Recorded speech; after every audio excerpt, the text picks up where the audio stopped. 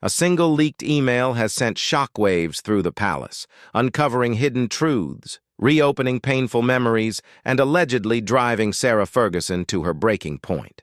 The message, tied to Prince Andrew's past scandals, has reignited tensions that no royal statement can smooth over. Whispers of betrayal, secret connections, and looming legal threats now echo behind the palace walls. Could this be the moment Sarah finally turns against the man she once stood by? Get ready, as we uncover the email that shattered the royal silence. It all began with one email, a single message long buried beneath years of royal secrecy, suddenly resurfacing and making its way into the headlines. Believed to be dated 2011, the email allegedly showed Prince Andrew reaching out to a Metropolitan Police officer, requesting personal details about Virginia Giuffre, the young woman who would soon become central to the Epstein scandal. Her name had just been made public, and the infamous photograph of Andrew with his arm around her had already shaken the monarchy to its core.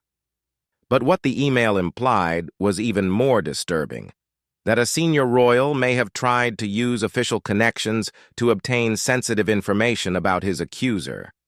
When the email resurfaced this year, it didn't just bring old wounds back to light. It completely disrupted the uneasy peace that had existed between Andrew and his ex-wife, Sarah Ferguson. For years, they had maintained an unusual but close relationship, sharing a home at the Royal Lodge and appearing united despite the chaos around them. Yet, according to sources close to the Duchess, this leak changed everything. The tone, the timing, and the content of the message allegedly revealed a side of Andrew that even Sarah struggled to defend. Reports claim the email wasn't simply an innocent inquiry. It included details as specific as Giuffre's date of birth and U.S. Social Security number, suggesting a calculated attempt to find something that could discredit her. The revelation caught the attention of the Metropolitan Police, who confirmed they were reviewing the claims. Although Prince Andrew has consistently denied any wrongdoing, the optics were disastrous. This wasn't just another scandal. It appeared to be a serious abuse of privilege, one that reignited public outrage and renewed political calls for accountability within the royal institution. The fallout was immediate. Sarah Ferguson, who had once defended Andrew through the worst of the Epstein crisis, was reportedly furious and deeply shaken. Her name, along with those of her daughters, Princess Beatrice and Princess Eugenie, had been mentioned in older correspondence linked to Epstein, and the thought that Andrew's actions could once again drag them into controversy left her livid. For Sarah, this was no longer just about public image. It was deeply personal. Insiders say her reaction was instant and emotional. If Andrew believed the storm had passed, this email proved otherwise. The ghosts of 2011 had returned, and this time, Sarah wasn't standing quietly by his side. As the story gained traction, one question echoed through every royal corridor and newsroom. What would Sarah do next? When the email hit the press, it wasn't Andrew's name alone that captured attention. It was Sarah Ferguson's silence. For a woman who had steadfastly defended her ex-husband through years of scandal, her sudden withdrawal spoke volumes. Insiders revealed that the Duchess of York had reached her limit and was reportedly consulting legal experts about an extraordinary move, taking Prince Andrew to the Supreme Court. To outsiders, it seemed like a shocking rumor, but within royal circles, it made perfect sense. Sarah had spent decades rebuilding her reputation after her marriage ended and enduring relentless tabloid scrutiny. Her business ventures often struggled amid rumors that she depended financially on Andrew's royal ties. But this new revelation, hinting that he had engaged in unethical behavior, crossed a line. What reportedly enraged Sarah most was the implication that her name and, worse, her daughters' names had been pulled into the fallout once again. The correspondence didn't just suggest Andrew's attempt to uncover information about Virginia Giuffre. It hinted at deeper, long-standing ties that could tarnish the entire family. One report even claimed that Sarah and her daughters had visited Epstein after his release, an allegation she has vehemently denied. Still, the damage was done, and the doubts were impossible to ignore. Privately, Sarah was said to be furious. Friends described her as feeling betrayed. that her loyalty and her repeated efforts to defend Andrew had only ended up damaging her own reputation. To her, the leaked email wasn't just a humiliation. It was a professional and personal disaster. Her career as an author, public speaker, and charity advocate could all be jeopardized by her association with a disgraced royal. Legal advisors reportedly presented her with several options, from protecting her image to pursuing formal legal action if Andrew's conduct had harmed her reputation. Some sources claim her potential legal move wasn't about money but about principle, a firm statement that she would no longer shield him from the fallout of his actions. At the core of it all were her daughters. Princess Beatrice and Princess Eugenie had lived under the heavy shadow of their father's scandals for years. Watching yet another controversy drag their names into the spotlight was said to be the final straw for Sarah. This wasn't just about media perception anymore. It was about protecting her family's dignity. As rumors of her intentions spread, Buckingham Palace reportedly grew uneasy. Officials had been working tirelessly to limit attention on Andrew, but a public legal battle, especially one initiated by Sarah, threatened to destroy that delicate calm. Whether her move was a genuine legal step or a strategic warning, one thing became certain. Sarah Ferguson was finished being silent. Once known as Fergie the Forgiving, the Duchess of York now appeared ready to take on a new title, Fergie the Fearless. But to truly understand how everything unraveled, we have to go back to where it all began, long before the scandals and the silence. From royal love to Cold War politics, the story of Prince Andrew and Sarah Ferguson began as a modern-day fairy tale. Childhood acquaintances turned sweethearts. They were reintroduced by Princess Diana, sparking a whirlwind romance that captured Britain's imagination. In 1986, the world watched as the dashing Duke of York married the vibrant, flame-haired Sarah in a grand royal ceremony. With her charm, humor, and warmth, Fergie brought new energy and laughter into the often rigid Windsor household. For a time, they were seen as the monarchy's golden couple, modern, fun, and deeply in love. But behind palace walls, cracks soon began to form. Andrew's naval career kept him away for long periods, leaving Sarah alone under the constant gaze of the royal spotlight. Her openness and playful personality won over the public but unsettled the royal establishment. To them, her exuberance seemed undignified and her honesty reckless. As isolation set in, the emotional distance between the couple widened. By the early 1990s, the tension had become impossible to hide. The tabloids, always hungry for scandal, followed her every move. Then in 1992, her world collapsed when photographers captured intimate photos of her with American financier John Bryan. Images of him kissing her toes as she sunbathed in France spread around the world, turning into one of the most infamous royal scandals of the decade. Overnight, Sarah was branded a disgrace. The palace distanced itself, and the humiliation shattered her marriage. Their separation that year was followed by a formal divorce in 1996. Yet, despite the end of their marriage, their connection never truly faded. Unlike most royal exes, Sarah and Andrew maintained an unusually close bond. They continued to live together at Royal Lodge, raised their daughters side by side, and often appeared together at family events. Their closeness fueled years of speculation about a possible reconciliation. Sarah often defended Andrew publicly, calling him her best friend. But even deep friendship can wear thin. Those close to her say she grew tired of standing by Andrew while he offered little in return. Each new controversy, his financial troubles, public scrutiny, and eventual entanglement with Jeffrey Epstein, dragged her name back into the mud she had spent years escaping.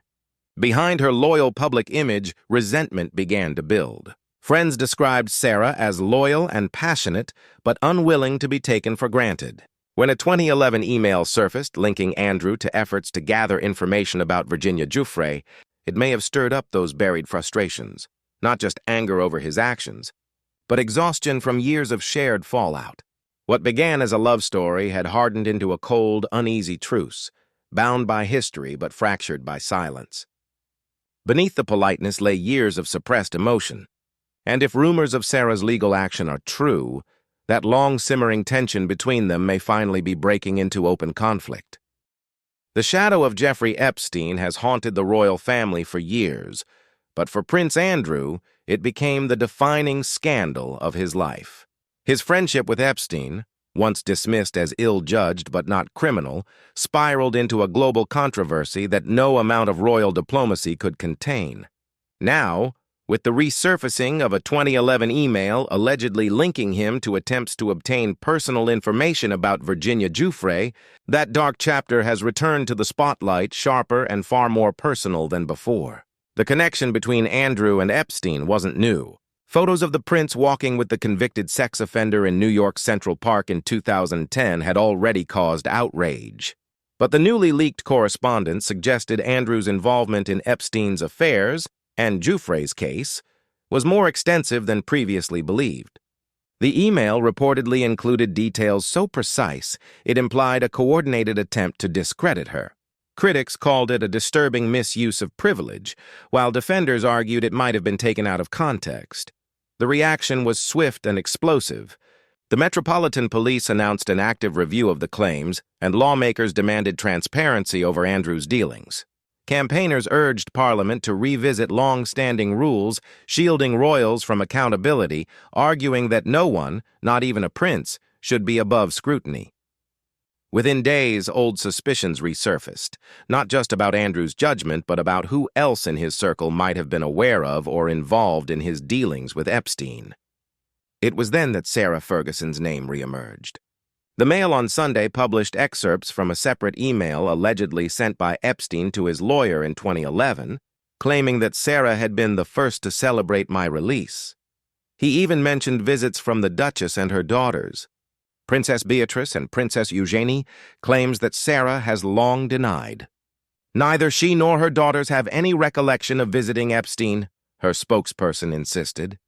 Still, speculation spread like wildfire, blurring truth and rumor into one inescapable storm of scandal. For Sarah, who had spent years rebuilding her public image after her own controversies, this renewed association was devastating. The leaked details risked portraying her as complicit, or at least too close to a man forever linked to abuse and exploitation. For the public, it became increasingly difficult to separate Andrew's actions from those around him. Inside Buckingham Palace, panic reportedly set in. Senior aides feared that every new revelation about Epstein would reopen old wounds the monarchy had tried so hard to close. King Charles and Prince William, who had already distanced themselves from Andrew, were said to be furious. Each headline about the Duke and Epstein chipped away at the royal family's moral standing. The timing of this resurgence made it especially damaging. Just as the monarchy sought to move forward under a new era of restraint and modernization, the Epstein scandal dragged it back into the darkness of secrecy and privilege. As the leaked emails spread across social media, stirring outrage and fascination, one question echoed louder than ever. Had Prince Andrew truly severed ties with Epstein's world? Or had those ghosts never really been put to rest? So what was Buckingham Palace's reaction? Let's take a closer look at the Buckingham fallout. When the email surfaced, Buckingham Palace quietly slipped into crisis mode. For years, the royal family had been working to manage the damage from Prince Andrew's ties to Jeffrey Epstein. But this new leak threatened to destroy all the careful efforts that had gone into preserving the monarchy's image.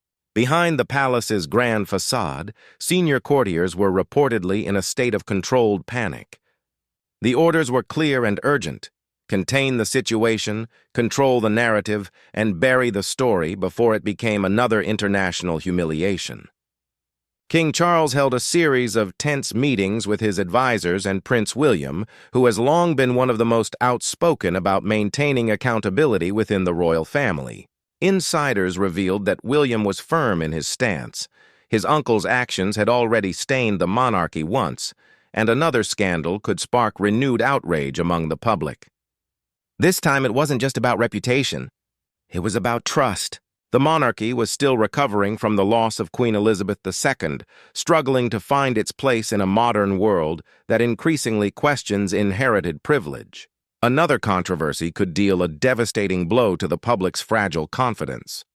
For Charles, the decision was both painful and unavoidable. He reportedly informed Andrew that stepping back from royal duties was no longer optional. It was final.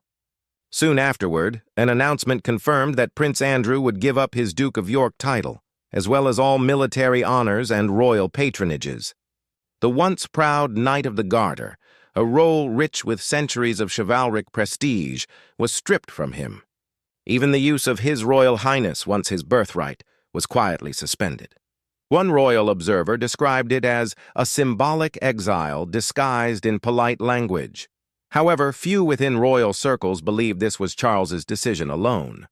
Multiple reports indicated that both the government and Prince William had urged the king to act swiftly, warning that if the monarchy failed to clean up its own ranks, Parliament might intervene. Some sources even suggested that discussions were already underway about formally removing Andrew's dukedom, a step that would require an act of Parliament. Despite the turmoil, Buckingham Palace remained publicly silent. Beyond the announcement of Andrew's withdrawal from public life, no further statements were made. Every media inquiry was met with the same line: no comment. Insiders described the palace atmosphere as tense but determined. The goal was clear: starve the scandal of attention, protect the institution, and wait for the headlines to fade. But royal secrets rarely stay buried for long. As journalists uncovered new details, lawmakers demanded transparency, and reports emerged that Sarah Ferguson was seeking legal action. The palace's silence began to look less like control and more like fear. King Charles may have believed he was putting an end to the controversy, but to the outside world, it appeared more like a family preparing for another storm. And just as it seemed the palace might weather the crisis, pressure began building from Westminster. Could Parliament finally force the monarchy's hand? As the scandal around Prince Andrew reignited, its shockwaves reached far beyond Buckingham Palace and into the heart of Westminster. For generations, Parliament had avoided interfering in royal matters, restricted by centuries-old traditions that discouraged MPs and peers from discussing the private affairs of the monarchy. But the leaked email, the media's renewed scrutiny, and the public's growing sense that Andrew had escaped real accountability marked a breaking point. The British people were furious, the press relentless, and now lawmakers were speaking with a boldness rarely directed toward royalty, insisting that no one, not even a prince, should be above scrutiny. It began quietly when Labour MP Rachel Maskell from York Central revived her earlier removal of titles bill, first proposed in 2022 after the initial Epstein allegations. The bill aimed to give Parliament or the monarch the legal authority to strip royal titles in cases of public disgrace or misconduct. This time, Maskell's tone was sharper, echoing public frustration with half measures. "Every time this resurfaces," she said, "it re-traumatizes victims and erodes public trust. Mechanisms must exist to remove titles when conduct no longer reflects the honor they represent." Other politicians quickly joined in. Ed Miliband described the leaked correspondence as deeply concerning, arguing that any suggestion of royal interference in police matters demanded a serious review. Nadia Whittome of Nottingham East went further, insisting that the monarchy could not hide behind voluntary withdrawals and carefully worded statements. Even members of the House of Lords, usually cautious on royal matters, began calling for clarity about what the palace knew and when. Labour peer George Folks publicly questioned why Parliament remained bound by outdated restrictions that prevented formal investigations into royal conduct. He argued that those rules must change. Accountability, he said, should apply to everyone. The issue had grown far beyond Andrew's titles. It was now a broader fight for transparency. The royal family's exemptions from freedom of information laws, the secrecy of royal wills, and the lack of oversight over royal finances suddenly seemed like remnants of a bygone era. To some MPs, Andrew's scandal was not an isolated incident, but a symptom of a deeper problem, an institution too shielded from modern expectations of accountability. Meanwhile, Sarah Ferguson's rumored legal action against Andrew took on greater meaning. What initially seemed like a private matter was now part of a larger public reckoning, a symbol of frustration with privilege and silence. Her consultations with lawyers mirrored Parliament's growing insistence on transparency. Buckingham Palace tried to contain the crisis, but lawmakers refused to back down. Some MPs proposed reopening investigations into Andrew's conduct as a former trade envoy, questioning whether he had used his position for personal benefit. Others began calling for a review of his continued residence at the Royal Lodge.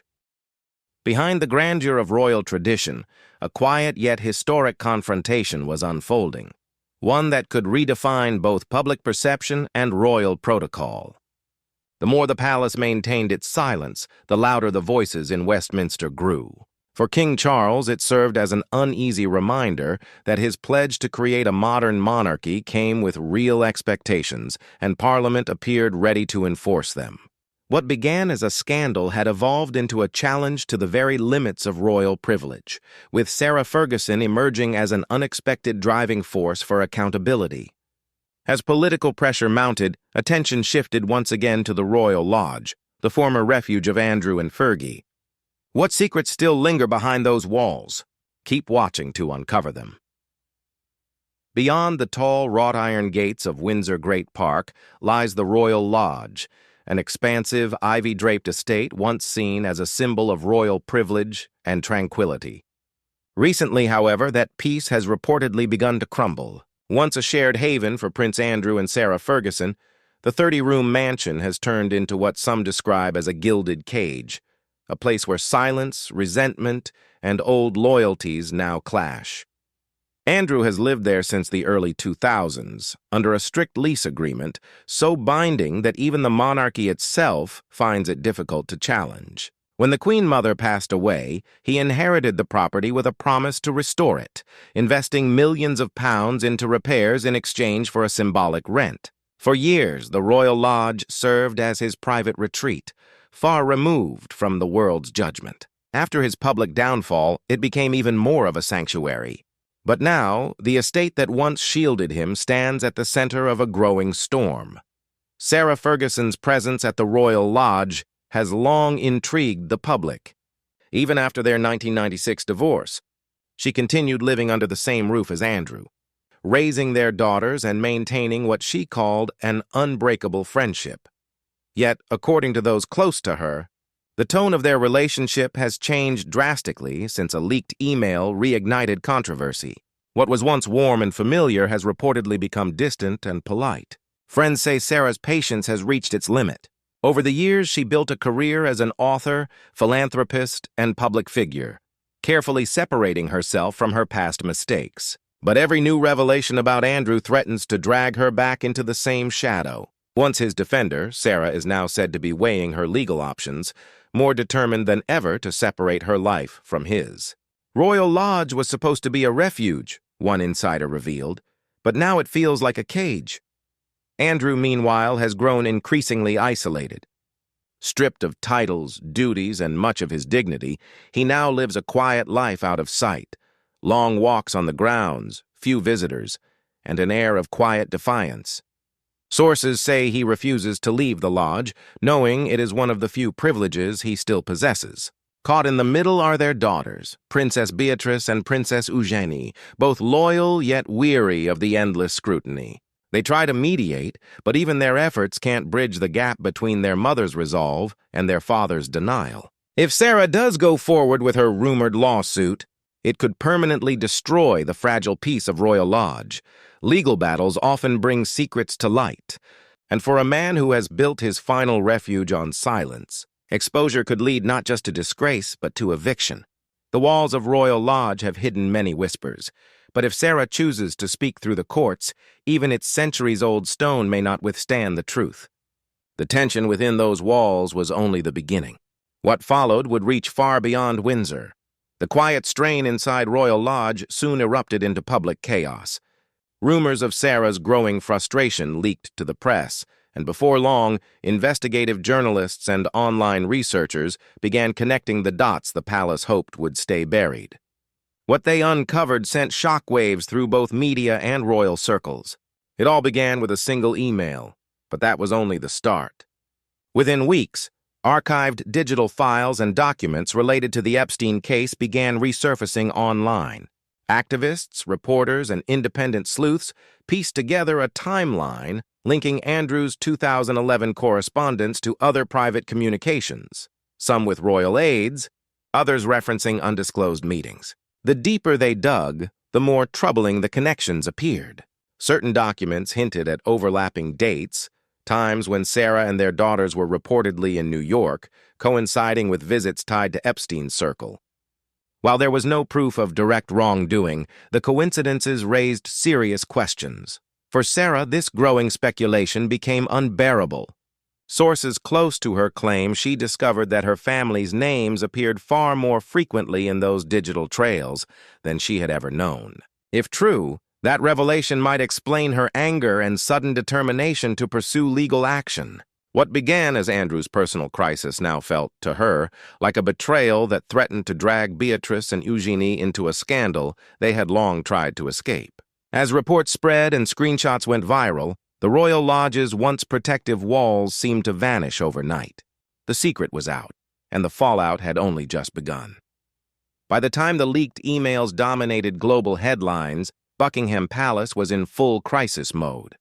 Every hallway buzzed with tension as King Charles's advisors scrambled to control the damage and prevent more leaks. The press office, usually calm and calculated, was overwhelmed with emergency meetings and late-night calls. The mission was clear: protect the monarchy's image at all costs. Prince William, known for his pragmatic approach, was reportedly growing frustrated. Insiders say he urged full transparency, or at least as much as royal protocol would allow, warning that silence would only make the situation worse. His stance exposed a clear generational divide within the family. The old guard preferred quiet discretion, while the younger royals recognized the growing demand for openness and accountability. For King Charles, the situation presented an impossible dilemma. Public patience was fading, and another royal scandal felt almost unbearable. With Sarah allegedly preparing legal action and the press closing in, he had to choose: defend his brother or distance the monarchy entirely. Meanwhile, Sarah's next move remained uncertain.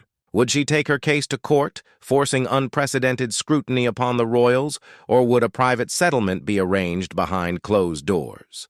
No one knew. But one thing was clear: the walls protecting royal secrecy were beginning to crumble. Whatever came next could shake the monarchy to its foundation. What do you think will happen if Sarah takes Andrew to court? Could this be the moment royal immunity finally cracks? Share your thoughts, and don't forget to like and subscribe for more royal revelations.